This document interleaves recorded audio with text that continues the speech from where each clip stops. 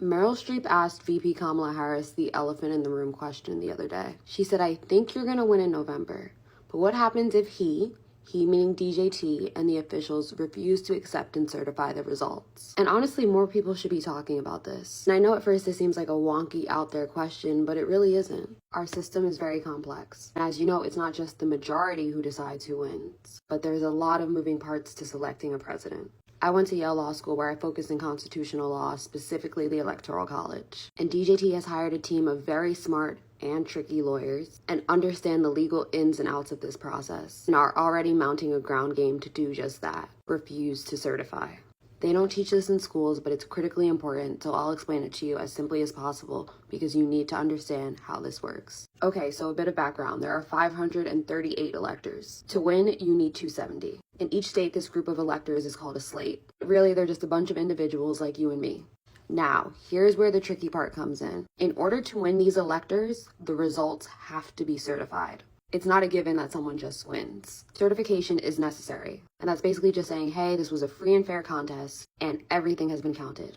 But local and county officials, the people responsible for certifying these results, can essentially just go rogue. Their defense for this would be that there was fraud on some level. And this isn't just some crazy legal theory, this is happening. A recent Rolling Stone article found that there are at least 70 officials in key swing states that are 2020 deniers with a history of pro-DJT radical conspiracies. They support the big lie, and make no mistake about it, as Mark Elias, one of the main lawyers for the VP Harris team, put it, and I quote, I think we are going to see mass refusals to certify in November.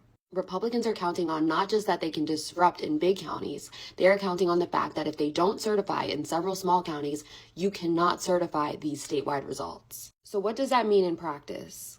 Take Georgia, for example, where the state board has been captured by DJT loyalists. If there are enough local and county officials that say, hey, we think that the Democrats pulled some funny business here, and we're not going to certify these results because of it, in a lot of cases, the board can and won't certify. And if there's enough of them, that might prevent the Secretary of State from being able to certify as well. And certainly the Democrats will sue, but it's going to be a challenge. And here's the thing. If neither DJT or Kamala reaches 270 or gets a majority, it becomes a contingent. Dario, what's a contingent? It's what happens under the 12th Amendment. The guiding rule is if neither gets a majority, then it goes to the House of Representatives. And the Republicans control the House, so then they get to pick the president. And then the Senate gets to pick the vice president.